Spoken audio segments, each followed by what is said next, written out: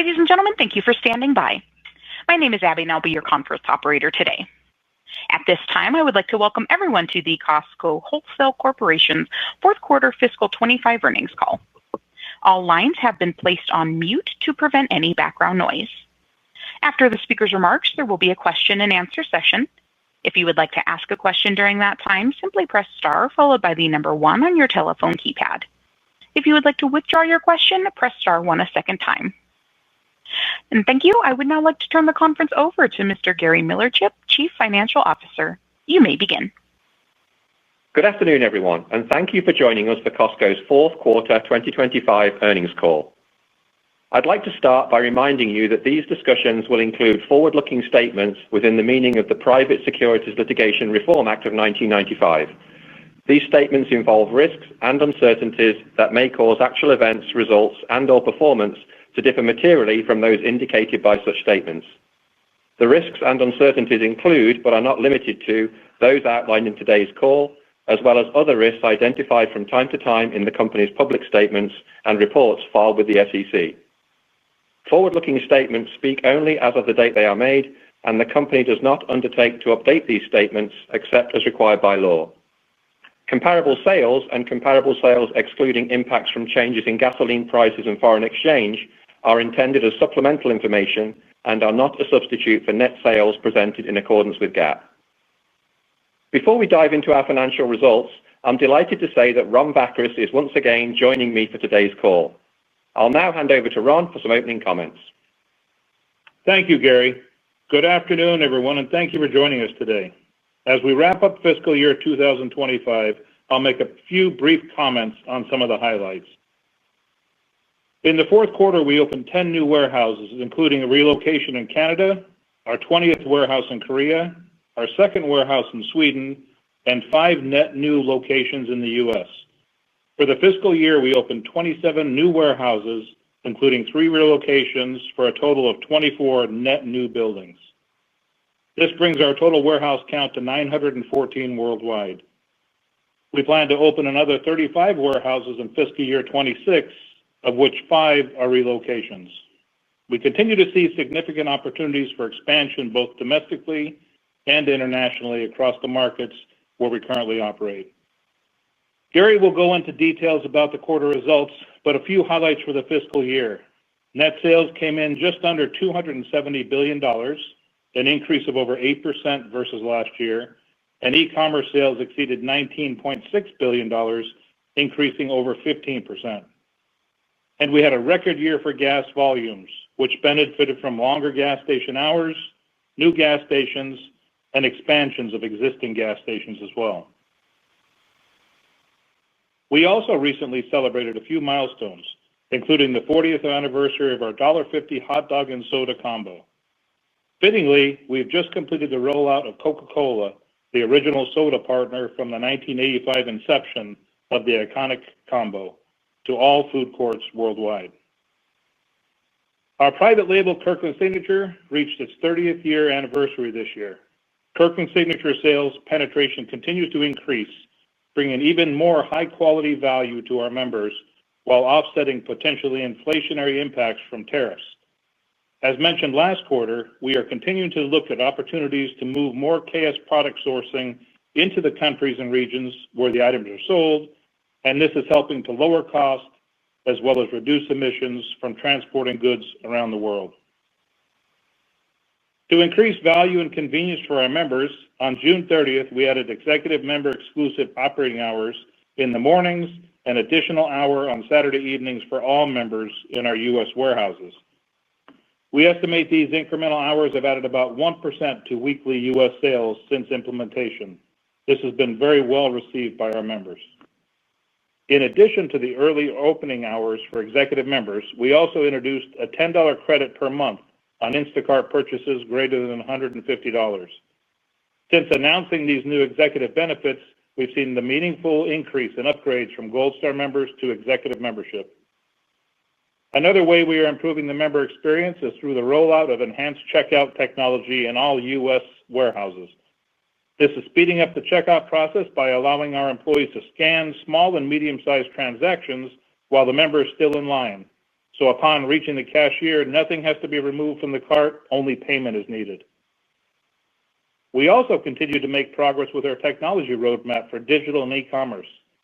Enhancements this quarter included using data augmentation to improve search effectiveness, adding passwordless sign-in to our mobile app, and creating a waiting room for high-velocity items such as Pokemon cards.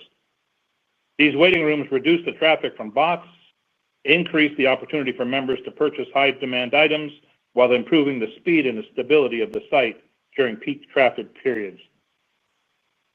Reflecting on fiscal year 2025 overall, our merchandising and operations team did a fantastic job delivering strong financial results while also investing in our employees and improving value and convenience for our members.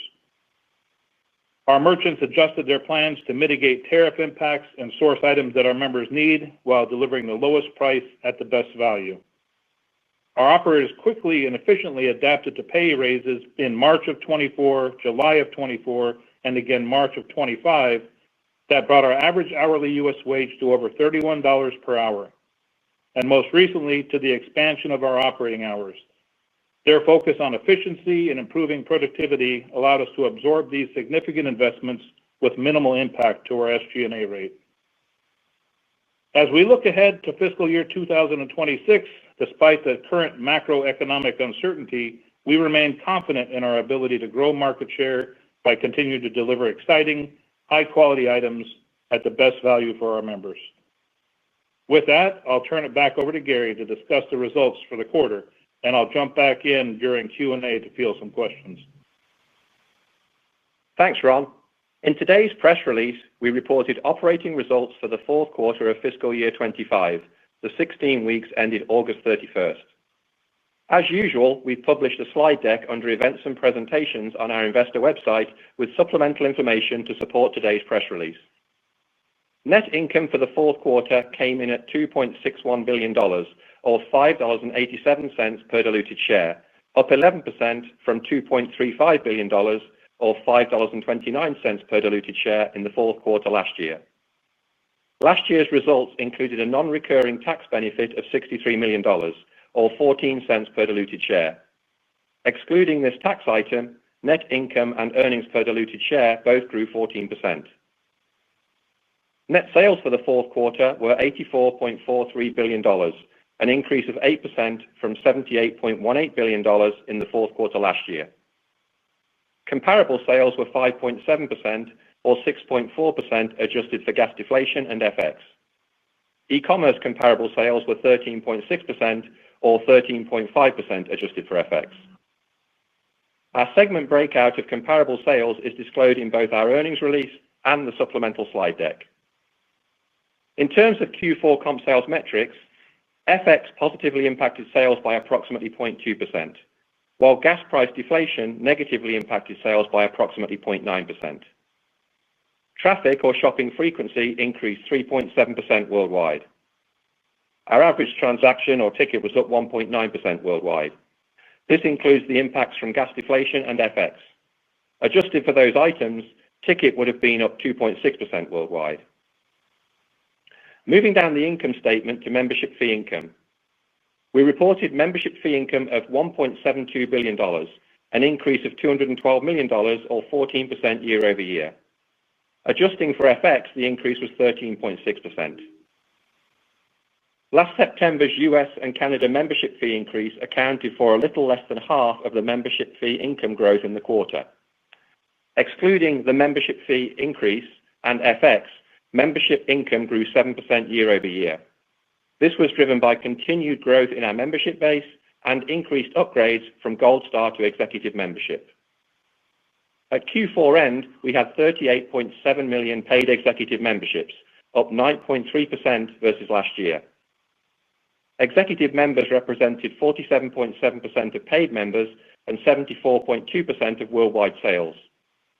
As Ron mentioned earlier, we have recently seen a lift in upgrades in the US after we announced our Executive member exclusive hours and other benefits. New member signups continue to be strong, and we ended the fiscal year with 81 million total paid members, up 6.3% versus last year, and 145.2 million cardholders, up 6.1% year over year. In terms of renewal rates at Q4 end, our US and Canada renewal rate was 92.3%, and the worldwide rate came in at 89.8%.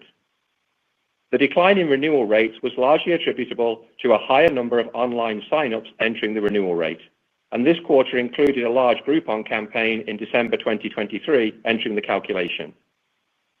Overall, we view the growth in online sign-ups as a net positive, as they are helping to grow our overall membership base and membership revenue, and are also introducing younger members to Costco. Almost half of our new member sign-ups are now under the age of 40. As we previously shared, new online members renew at a slightly lower rate on average, and they have grown as a percentage of our sign-ups over recent years. We would therefore expect to continue to see a small decline in our renewal rate as this change in membership mix gets fully reflected in our renewal rate calculation. That being said, through a focus on auto-renewal and targeted digital communications, our goal is to improve the renewal rate for this cohort of new members in the future. Turning to gross margin, our reported rate in the fourth quarter was higher year over year by 13 basis points, coming in at 11.13% compared to 11% last year. Gross margin was up 3 basis points excluding gas deflation. Core was higher by 30 basis points and higher by 22 basis points without gas deflation.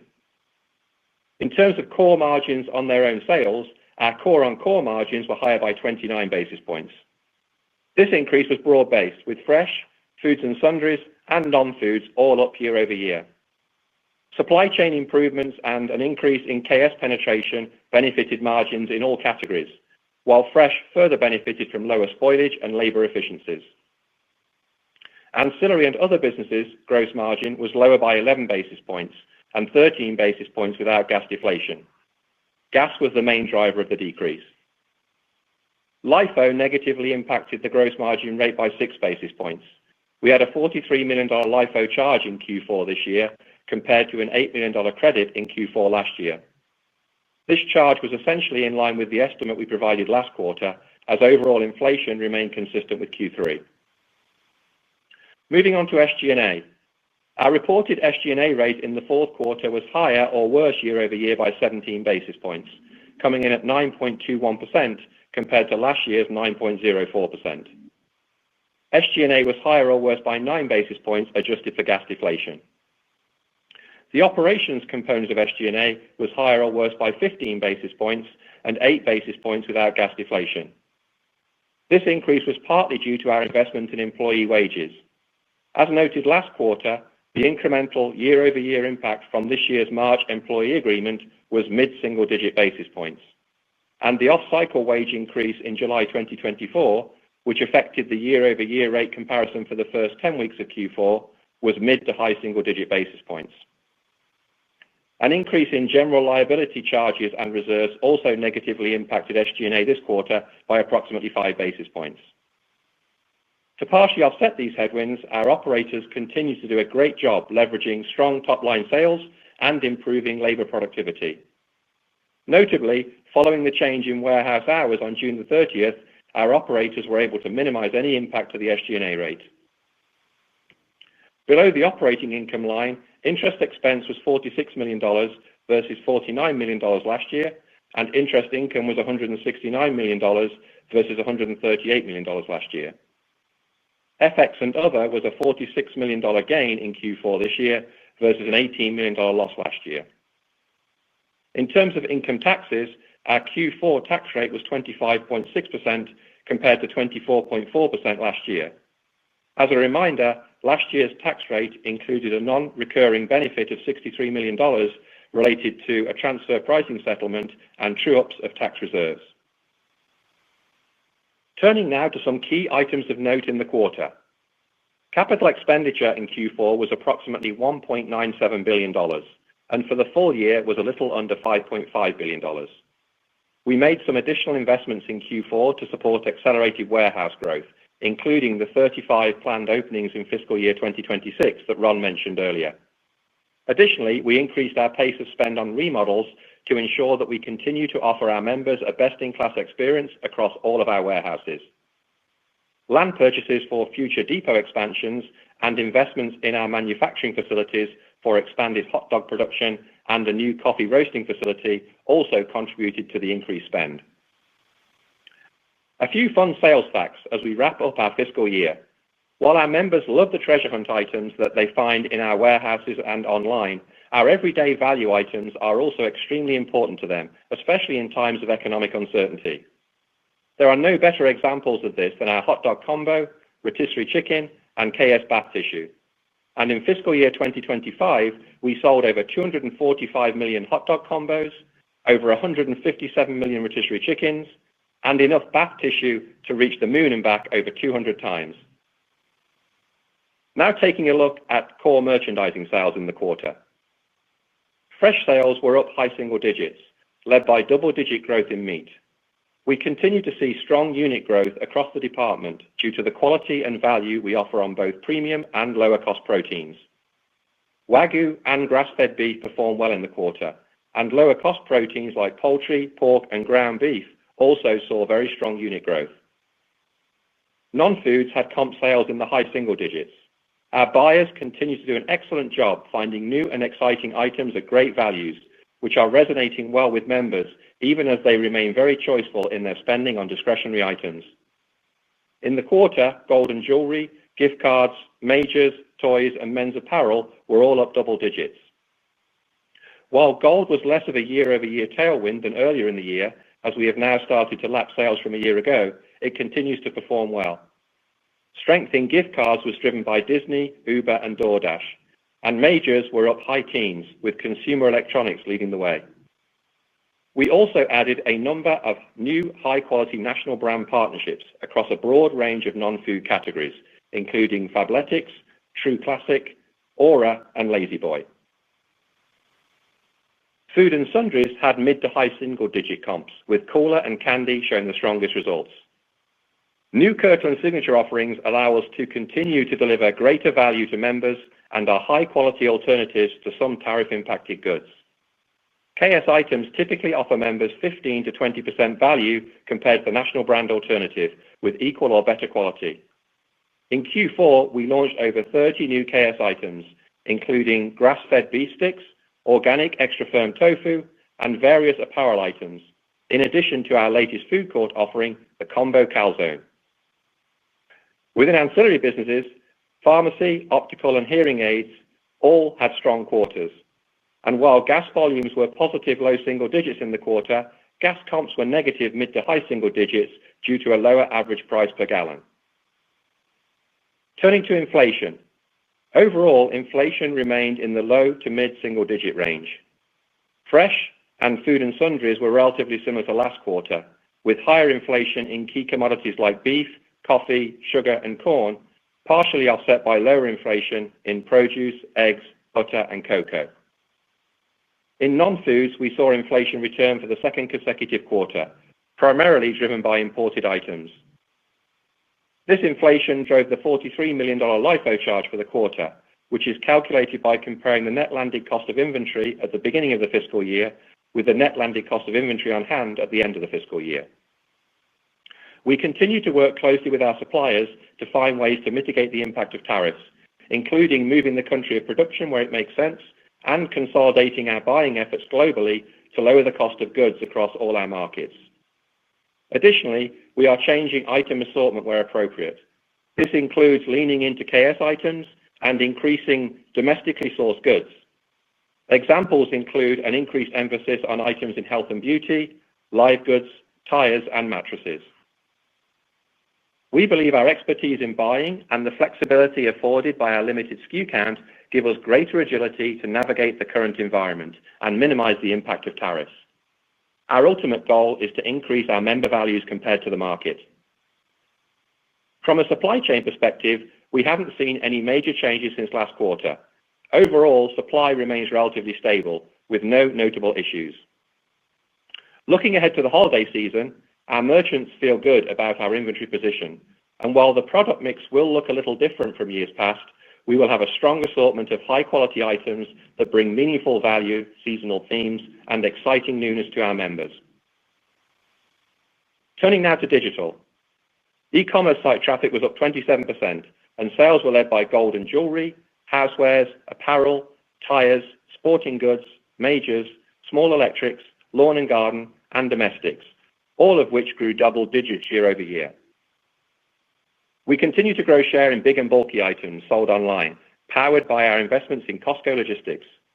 The combination of great values and the delivery experience that includes installation and haul away of old items is resonating extremely well with members and resulted in a 13% increase in items delivered in the quarter. Q4 fiscal year 25 marked the 15th consecutive quarter of improved member experience scores on Costco Logistics deliveries. A key focus of our digital strategy is to deliver a seamless experience and more personalized and relevant communications to our members. This is a multi-year journey, and as we complete the foundation elements of our plan, we are able to launch new experiences for members. For example, during the fourth quarter, we launched more relevant messaging on the Costco.com homepage, highlighting different offers depending on the individual's membership type and co-brand credit card status. Executive members are shown information about executive benefits, while Gold Star members are encouraged to upgrade their membership, and non-members are shown information about becoming members. Co-brand cardholders will be shown offers associated with ongoing spend campaigns, while non-cardholders will be shown acquisition offers. These digital capabilities are also a key enabler for retail media, as they allow us to target specific ads that deliver greater value for both members and suppliers, while always honoring the privacy choices of our members. As an example, we recently executed a series of targeted MVM amplification campaigns with Kimberly-Clark on third-party websites. This resulted in a strong return on ad spend of 14 to 1, drove a 22% increase in traffic to the product details pages, and a 45% increase in digital sales of the promoted items. As we continue to execute our digital and technology roadmap, we are excited about the opportunities this creates to further enhance the member experience and drive top-line sales. Finally, in terms of upcoming releases, we will announce our September sales results for the 5 weeks ending Sunday, October the 5th, on Wednesday, October the 8th, after market close. Based on feedback received from investors, starting with our September sales release, we'll be changing our e-commerce comparable sales metric to now report digitally enabled comparable sales. This measure will incorporate all sales that originated online, including our same-day delivery service fulfilled by Instacart, Uber Eats, and DoorDash, Costco Travel, Business Center Delivery, and a few other smaller direct-to-member businesses. We believe this change aligns our reporting more closely with how our retail peers disclose this metric. For fiscal year 2025, our digitally enabled sales total more than $27 billion. That concludes our prepared remarks, and we'll now open the line for questions. Thank you. And if you have dialed in and would like to ask a question, please press star 1 on your telephone keypad to raise your hand and join the queue. If you would like to withdraw your question, simply press star 1 a second time. If you're called upon to ask your question and are listening via speakerphone on your device, please pick up your handset and ensure that your phone is not on mute when asking your question. To be able to take as many questions as possible, we ask that you please limit yourself to 1 question. Again, it is star 1 if you would like to join the queue. And our first question comes from the line of Christopher Horvers with JP Morgan. Your line is open. Thanks. Good evening. So my question has to do with the extended member hours. To what extent do you think that your members actually aware of these extended hours? Was the June 30th a soft launch and you made a harder launch as you came into the fall? And how do you think about that 1% comp lift in terms of it becoming much larger? Thanks very much. Well, I think this is Ron. I think the communication, we have done a good job informing our members, both with signing at the warehouse along with emails to our executive members. So we really based that success based on the traffic we saw when we initially began these additional hours. The 1% is after we've analyzed the business compared to the prior months and to see how much we've picked up, both on the additional Saturday night hour along with the early morning hours as well. So we feel that the word is out there. We feel that we continue to communicate the executive member benefits as we continue to add to that suite of services that they get. And that is inclusive of the hour that they get as well. Chris, I think as well, just to completely agree with Ron's comments, it's one of those things that obviously it's a little bit difficult to predict exactly how the change flows through in terms of impact of member shopping behavior. To Ron's point, we did a lot of communication. When we made changes before around, so some of our warehouses had longer hours before, it probably took a little bit longer than the first month or so for the full impact to show through in terms of member shopping behavior. But with that being said, I think because this was a national launch, we did get more visibility and more social media exposure to it as well. So I think we've been pleased with the response we've seen, but there's certainly, probably more time to unfold to see exactly how it plays out. Thanks very much. And our next question comes from the line of Michael Lasser with UBS. Your line is open. Good evening. Thank you so much for taking my question. You mentioned that you would expect your renewal rate to continue to fall as some of the digital signups attrit out of the base. How far do you expect to see the membership rate decline? If we look back in the pre-COVID in the 2010s, Costco regularly had a worldwide renewal rate in the mid to high 80% range. Is it realistic for it to go back to that? And if it did, what actions would Costco take in order to stabilize or improve that? And how is this all going to impact the financial performance? Thank you very much. Yeah, thanks, Michael. Appreciate the question. I think we take a little bit of a broader step back on the membership metrics because, to your point, we certainly look at the renewal rate, and it's an important measure for us. And I'll talk a little bit more about how we view the opportunity to improve that metric over time as well. But I do think, when we look at our overall metrics for membership, we were pleased with how the quarter played out. I think you heard us say in the prepared remarks that we're seeing a continued increase in signups, and that's also reflecting a growing number of younger members flowing into the base as well. We saw an acceleration in upgrades, particularly towards the end of the quarter after we announced the extended hours and the Instacart $10 benefit per month if you spend $150 on the basket. And we also saw overall household growth grow by greater than 6% and executive members up by over 9% because of the acceleration in upgrades. And then on membership fee income, actually our membership fee income was a little bit ahead of where we'd have budgeted at the start of the year. So looking at sort of the overall impact of the membership fee increase and the way that members were behaving overall, we're actually ahead of where we'd have budgeted based on everything we knew at that point. So I think it's important just to take that bigger picture step back because overall, we think the membership base, the renewal rate is very strong overall, and the results that we're seeing in growth in our overall membership engagement is also very strong.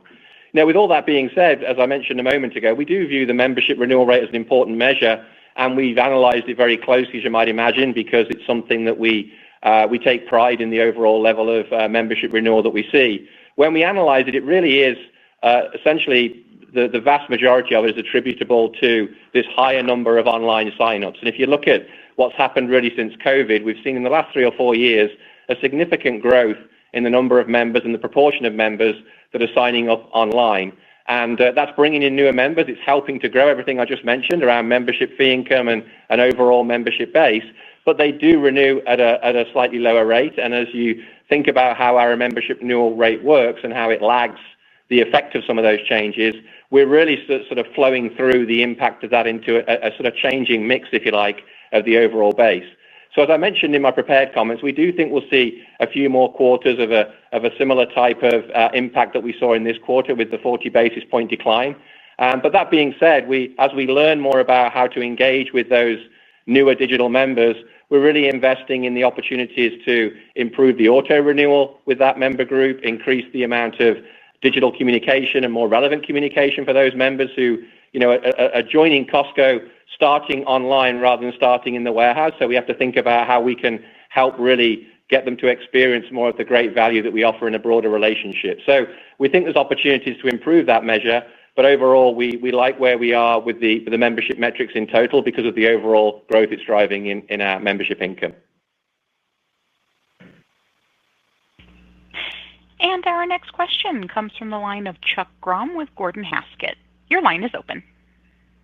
Good afternoon. Can we dive into your core margins a little bit, up 29 basis points year over year, how that spanned across categories? And then more broadly, curious any notable observations on price increases you've taken recently, and I guess what unit velocity you're observing in those product categories. And then just last question, just on the holiday, you called out how the product mix might be different than years past. Can we just double click on that comment? I guess what might be different in terms of, particularly in the general merchandise part of the business? Thanks.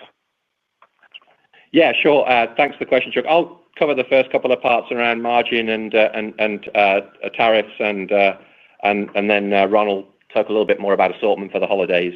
On the gross margin rate, so yeah, I talked a little bit about it in the prepared comments, but overall, I think our focus was on the gross margin rate overall grew by 3 basis points excluding gas. And, when we think about the job our buyers did and merchants did to navigate tariffs and make sure we were still delivering tremendous value for our members, then we feel that was a really good outcome, and we were pleased with the way in which the team was able to manage staying true to who we are as a company and delivering value while also being able to deliver an overall slight improvement in the gross margin rate. The core margin was definitely the strength area. That was, as I mentioned earlier, fairly widespread across all 3 of our main categories. So fresh, food and sundry, and non-foods all saw a slight improvement in the core margin. But it was really in our merchants and operators focusing on how can we offset some of the impacts that we're seeing in the business through tariffs. So a lot of the improvement came from supply chain efficiency with improvements by the operators in our depots, and also gas prices helping us there as well. We also saw some mixed benefits with Kirkland Signature penetration improving. And then similar to last quarter, in fresh in particular, the teams did a great job of reducing spoilage or shrink, as some retailers call it, and improving our labor efficiency in the fresh departments. So those were all, I think, tailwinds in the quarter that helped us offset some of the headwinds that we saw in gas margins in particular during the quarter, and also the impact that we saw on the LIFO charge with the higher inflation in the back half of the year. I think, in terms of thinking about it for the future, I would say really we tend not to focus on individual quarters because, our goal obviously is to manage the business for the long term, I should say, and manage the business holistically. And so I think it's probably more relevant to look at the performance over a number of years and how we've been able to, continue to grow the business and seen a slight improvement in gross margin. And really we look at the quarter, and as I mentioned earlier, of how we were able to balance the impact of tariffs and supporting our members while also maintaining a steady gross margin rate as well.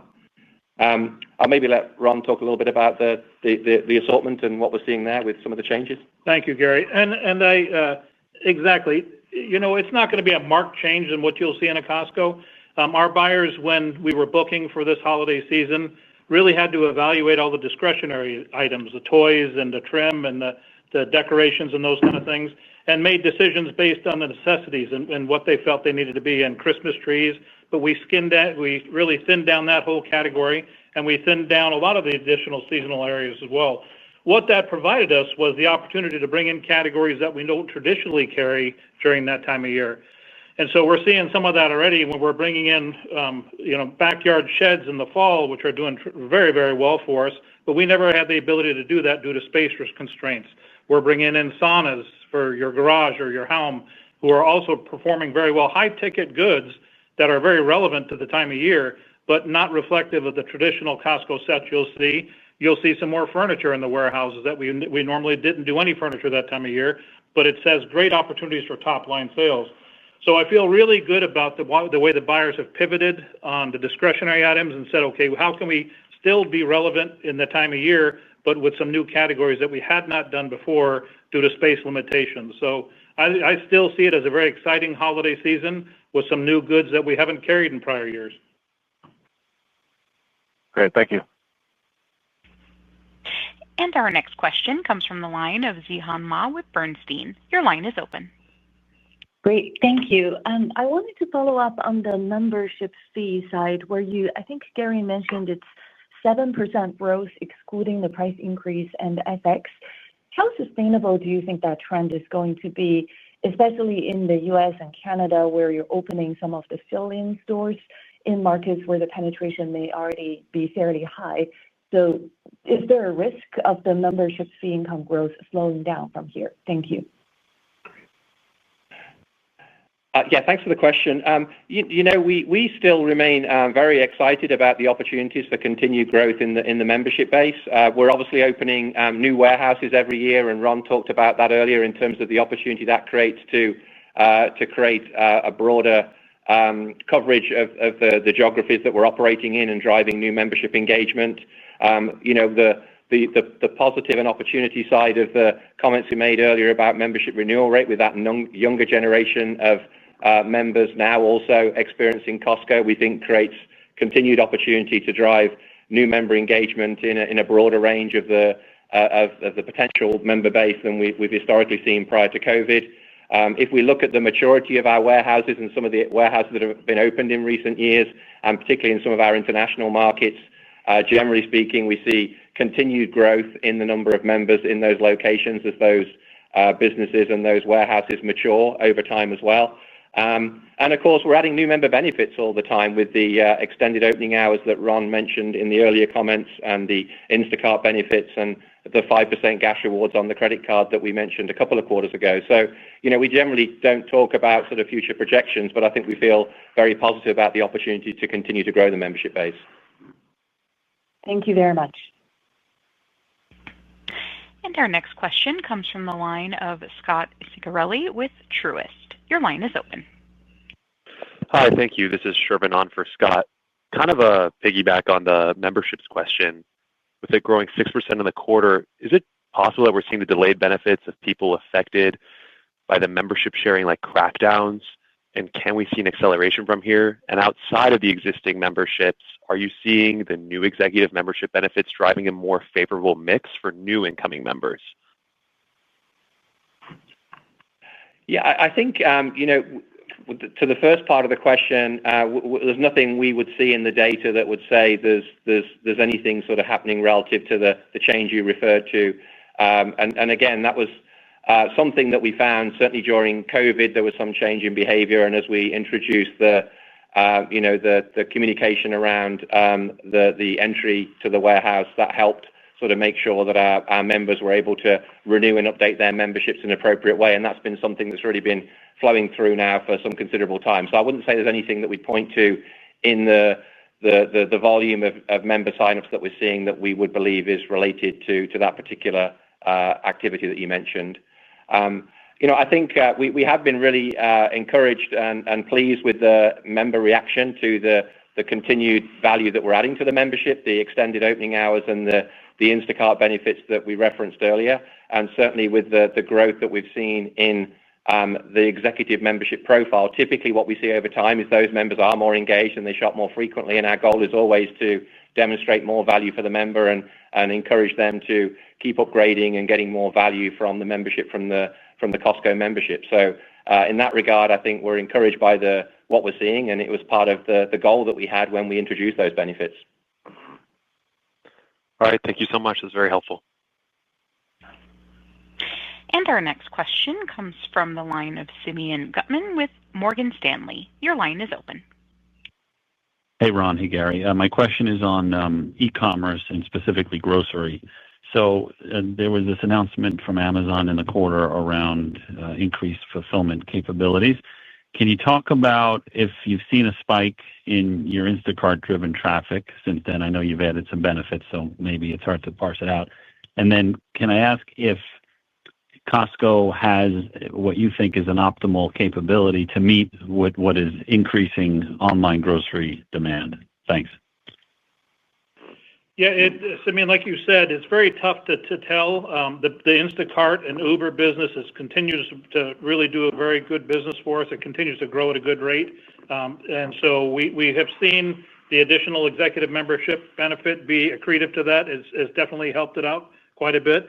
We're very aware of new competition into this space, and we continue to watch that very closely. It comes down to the Costco items that are being delivered as well, too, which is a big driver from the consumer out there, is that they want the goods that we have at their home. It may be a different way to deliver to them as opposed to coming into the warehouse, but there still is a desire to the fresh foods, which is a big driver for us in the food and sundry business that we have out there. So very aware of it. We're very happy with the growth of the business there. And we are seeing some strong growth at the back half of the year. And it's hard to tell exactly what that's coming from. And Simeon, you may have heard me mention at the end of the prepared remarks that we are going to include now those sales in our definition of e-commerce enabled and digitally enabled sales. So going forward from next month's monthly sales, you'll see those. You won't see those numbers called out, but those numbers will be included within our overall growth in e-commerce and digital. Yep. Thank you. And our next question comes from the line of Peter Benedict with Baird. Your line is open. Oh, hey guys. Thanks for taking the question. It kind of on the unit growth, the 30 for this year, 20 in the U.S. Just curious, the sustainability of that pace of growth. How long do you think you can kind of sustain that level of growth here, and where do you think you can get the international growth, unit growth to over the next few years? And kind of related to that, maybe a sense for what the CapEx plan is for next year. I apologize if we missed that, but curious kind of what the spend plan is for next year in terms of total CapEx. Thank you. As far as the future growth, I'll touch on that part. Yes, we do see some runway. We've made an investment in our real estate group to make sure that we're looking at all the opportunities as our geographical footprint continues to broaden around the world. We want to make sure that we are indeed looking at these opportunities, and for a few reasons, we feel very good. The right opportunities have come both in existing markets to increase capacity and where we feel we can better serve those markets. And we continue to still find in North America and internationally opportunities in new markets where we're doing very well. So we do see some runway as far as this 30 warehouses opening a year. We don't strive for a number. I mean, we're not going to make any bad decisions on opening warehouses to get to any set number. So it could ebb and flow. And in some of the international countries, it takes a little bit longer. So you'll see some swings back and forth year to year when things come to fruition. Some projects could take us 3 years internationally, where we have things that can turn much quicker in North America. So overall, I think we do feel some good runway is out in front of us as far as growth goes. We have people ready to expand the company, and our operators have done a very good job dealing with the cannibalization we've dealt with in the existing markets we're in. And then maybe to answer the question on capital expenditure, I'll just maybe take a step back on that as well and provide a bit more context on what we saw in fiscal year 25 and how we think about 26 as well for you. So I think generally when you look back at capital expenditure for us over the last few years, we've seen it grow. When you look at the compounded growth rate over the years, it's generally grown in line with sales. And we did see in 2025, when you look at the total capital expenditure for the year, we grew capital expenditure at a faster pace than sales for the first time, actually, for a while for us.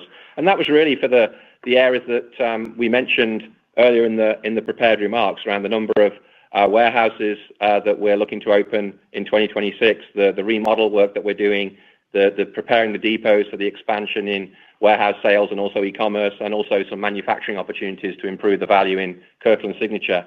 And I would say as we think about future growth in 2026, those areas we think are opportunities for us looking forward as well. We've already talked about the warehouse growth, but we do think with remodels, the opportunity to keep expanding our capacity in our warehouses, especially as the average warehouse now in the U.S. and some of our more mature markets is around 20 years old. There's an opportunity for us to refresh and to support continued best-in-class service in those warehouses.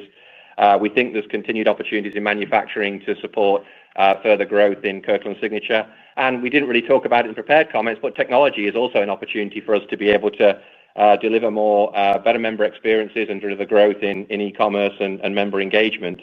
So overall, we think those will continue to be good opportunities for growth. We feel confident the returns on the investments that we'll make will be very strong as well. So we'd expect 2026 to have capital expenditure that would grow over 2025 and probably a little bit higher than sales again for the same reasons in 26 as 25. We typically actually give the CapEx number, I think, in our Q1 release. So we'll give you a specific number in Q1 as we do every year. But as I would expect it to be a growth again for the reasons I just mentioned. And our next question comes from the line of Greg Melich with Evercore. Your line is open.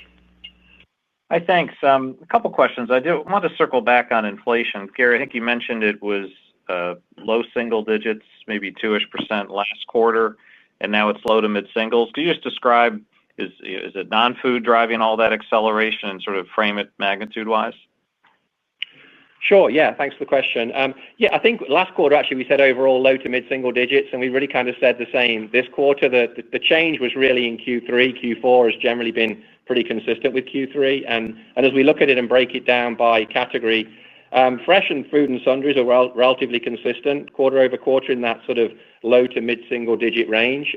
There are lots of sort of puts and takes in there. When you look at individual departments, we certainly see meat and deli largely because of meat, and candy would be more inflationary, whereas departments like produce and liquor would be either lower inflation or decelerating inflation or even deflation in certain items.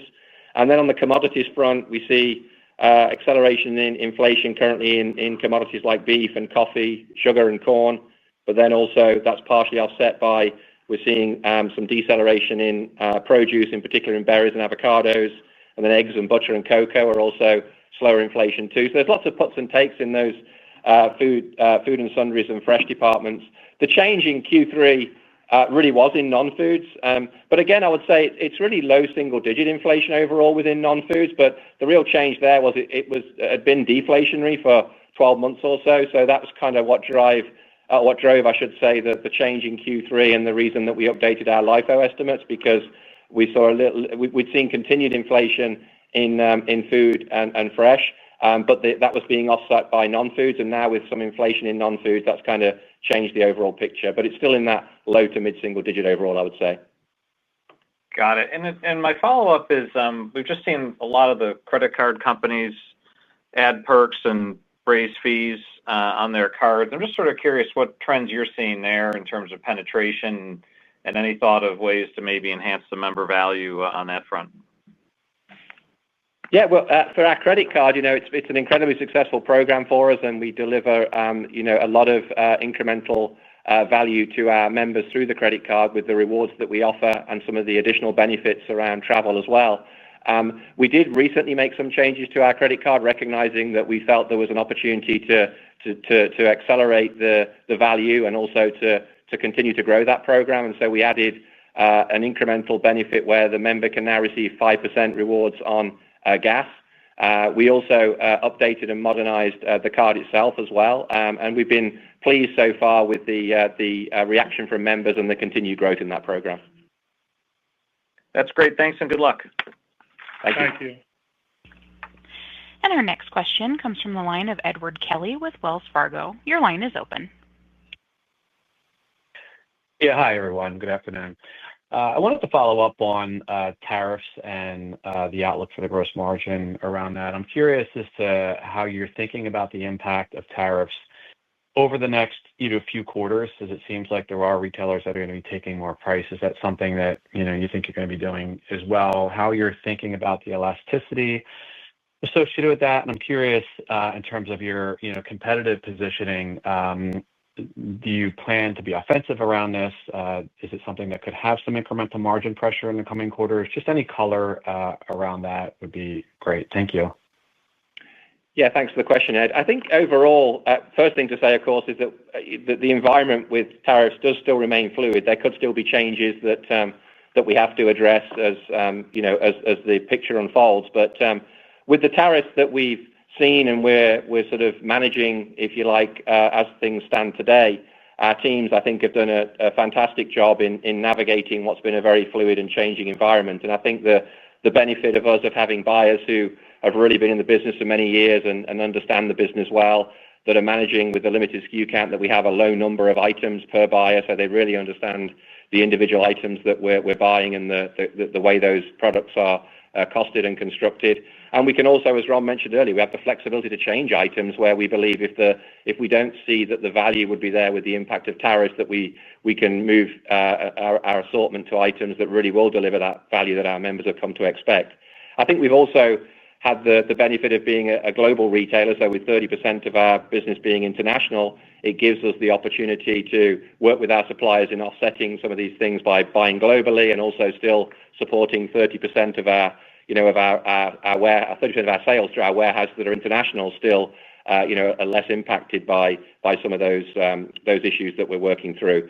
And we've taken really a multi-pronged approach to it. There isn't a single answer of how we've managed tariffs. Part of it is that we have absorbed cost ourselves and challenged ourselves to offset those costs to protect the member by improving efficiency and lowering waste and spoilage and those kind of things. We've also worked with suppliers to find offsets and efficiencies, and that includes buying more globally. And there are examples there where we've been able to save 30 to 40% on the cost of items by consolidating to a smaller number of buyers and bringing a small number of suppliers and bringing the cost down because of the volume that we can consolidate there. We've also looked at sourcing from different countries and local production. And you may recall last quarter we talked about with KS laundry detergent, we were able to save 40% in Asia by moving production for the items that we're producing for those markets to be in the region. And we've rotated items, as Ron referred to earlier. So I think from what we know today, we feel like there wasn't like a cliff for us. The impact was managed gradually by our teams doing all the ththings that we've mentioned, and we largely feel like we've worked through the strategies that we needed to mitigate what we see in front of us today. So we feel like we know the teams have done a very good job to position us to make sure we have the right assortment at the right value and deliver even greater value for our members. The sort of caveat of everything I just said, of course, is that there may be changes still to come that we have to manage, and that's something that we'll have to be agile if that's the case. But I would add to what Gary said, and I agree with everything he said. We're taking a very offensive approach to this, where we're going to do everything we can to mitigate tariff impacts. And last effect would be we pass on price. And if we do that, we're going to be the last one to go up and always the first one to go down on any opportunities we have out there. So it is all hands are on deck, and we address this like we would any commodity increase, and we use the different tools we have to try and mitigate any price increase for any reason. Thank you. And our next question comes from the line of Kelly Bania with BMO Capital Markets. Your line is open. Hi, Ron and Gary. Thanks for taking our questions.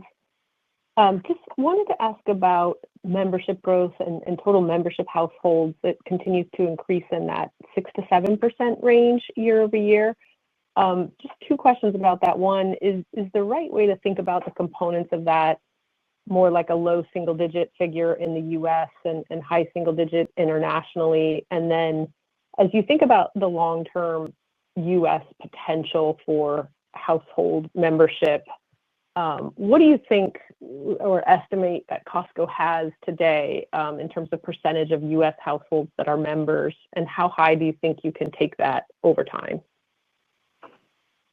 Yeah, thanks, Kelly. I think it maybe comes back to a couple of the comments that I made earlier. We look at the growth that we've seen, and certainly it's a good reflection, I think, of the focus of all of our team here to say, how do we start every day thinking of how can we deliver more value for our members, and how do we show that the membership decision is the best decision that our members have made because of the value that they get from the membership with Costco. And really our focus tends to be, I think, a little bit less on the way you phrase the question and more on how do we make sure that's always at the center of everything we do and continues to create new opportunities to grow our membership base. And I think because of the focus there and some of the things that we talked about on the call about how the team is navigating tariffs to make sure we stay true to that, delivering the best value for the member, as we're adding more membership benefits like the extended hours, as we continue to open new warehouses and start to reach new member geographies, but also as the maturity of those warehouses, we don't advertise as a company, and so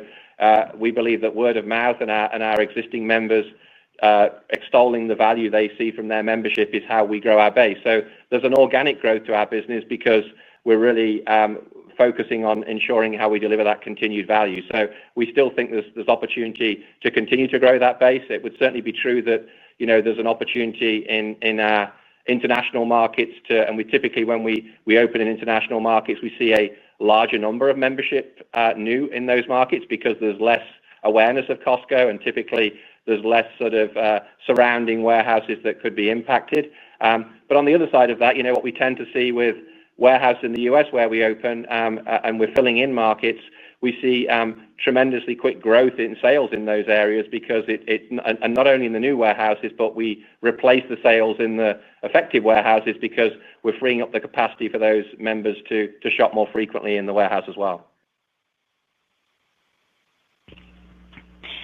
And our next question comes from the line of Rupesh Parikh with Oppenheimer. Your line is open.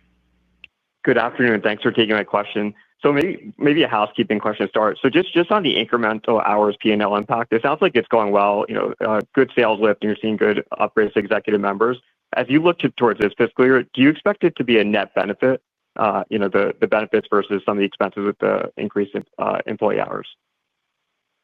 Yeah, I think it's fair to say that, Rupesh. I mean, just kind of re-summarizing what we talked about earlier, as Ron mentioned, we've seen a positive impact in terms of overall sales in the U.S. warehouses from the extended hours, and our operators have done a great job managing the impact from an SG&A perspective. So we have the typical sort of headwinds from the employee agreement that we need to manage and leverage our sales, but we wouldn't be calling out any sort of major headwind from the SG&A perspective based on what a great job our operators have done to manage the impact. Great. And then maybe just my follow-up question. I know, Gary, on alternative revenue streams, you guys have talked about successful media campaigns earlier this year. So just curious on any new efforts on the alternative revenue stream as we look towards this upcoming year.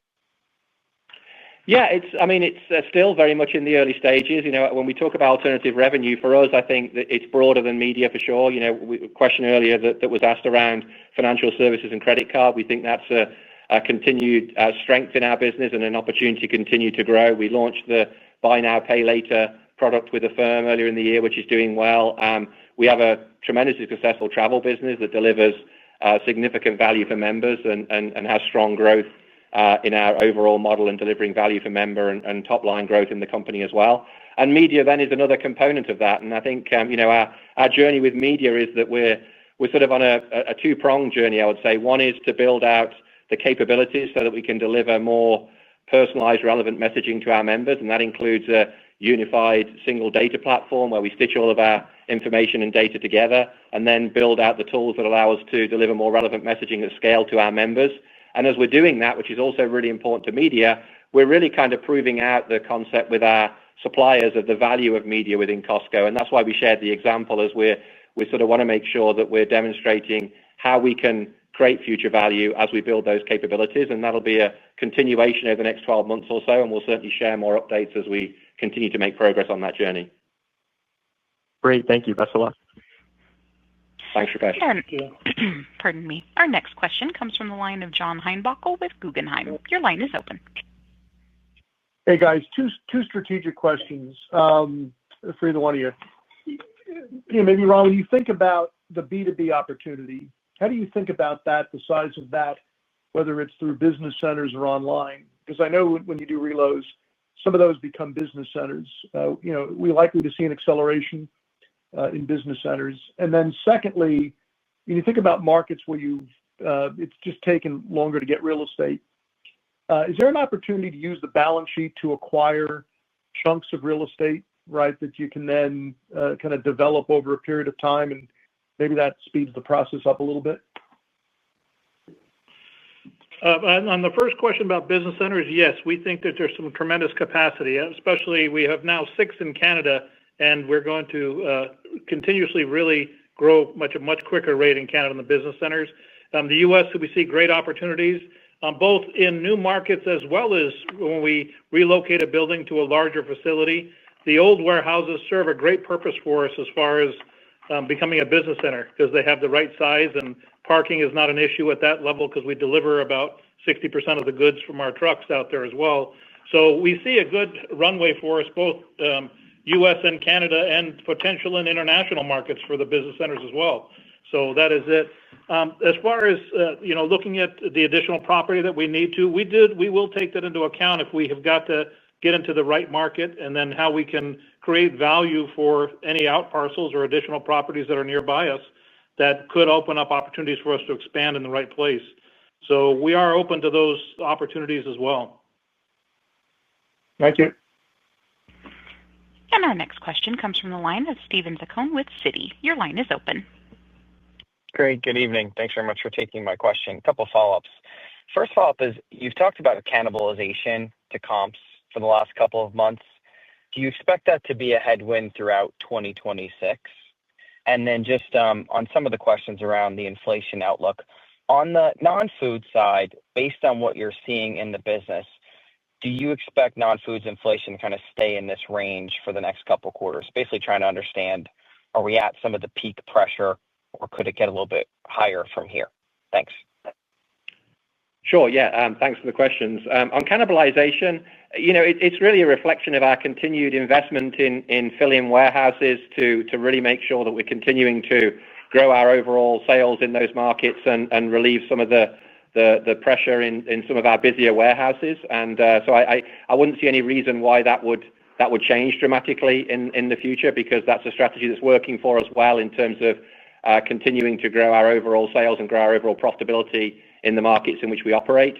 And then from an inflation point of view, I think, as I mentioned earlier, we think that from everything we see today on tariffs, we've been proactive in managing that. And so from everything that we're dealing with today, I think what you're hearing from us on inflation is how we see it at the moment. But the dilemma, as I mentioned earlier, is we can't really predict what might happen in the future around future tariffs or future pricing by other players in the market, if you like, and so or events. So that's the bit that's obviously hard for us to predict. But I wouldn't say that we're seeing anything in our plans that would cause that to change significantly. Okay, understood. Thanks very much. And our final question comes from the line of Oliver Chen with TD Cowen. Your line is open. Hi, Gary and Ron. On the digital roadmap, there's been a lot of customer-centric innovation you've done. What's low-hanging fruit ahead that you're most excited about? And then on Kirkland Signature, which is iconic, what's next? Or is it just tweaks, or is it a similar strategy? Some of the language in this call, leaning into KS, that's probably a product of the environment. But was there anything different about how you'll continue to amplify that and maintain, how great it is? Thanks a lot. Yeah, thanks, Oliver. On the first part of your question, you're right. We've spent a lot of time as a team focusing on how can we continue to invest in improving the digital experience and making it more convenient for members to shop. And we've had some good progress in those areas. I think we continue to see opportunities to improve the member experience through the app and through the website, and particularly in investing in capabilities that deliver more targeted and relevant personal messaging for members. That's definitely one of the highest priorities that we're focused on. And you've heard us give a couple of examples of things that we're starting to do there, but should certainly expect to see more of those opportunities going forward to drive, whether it's visits into the warehouse or items in the basket or more engagement online with our members for e-commerce sales. And then Kirkland Signature, I think just briefly on that, overall, our view on Kirkland Signature is that it's all about delivering quality, value, and innovation for members. And if we see examples where there are gaps for our members, where we think there's items that we can deliver that value and quality that doesn't exist today, then that's what we're doing and how we're innovating and delivering new products for our members.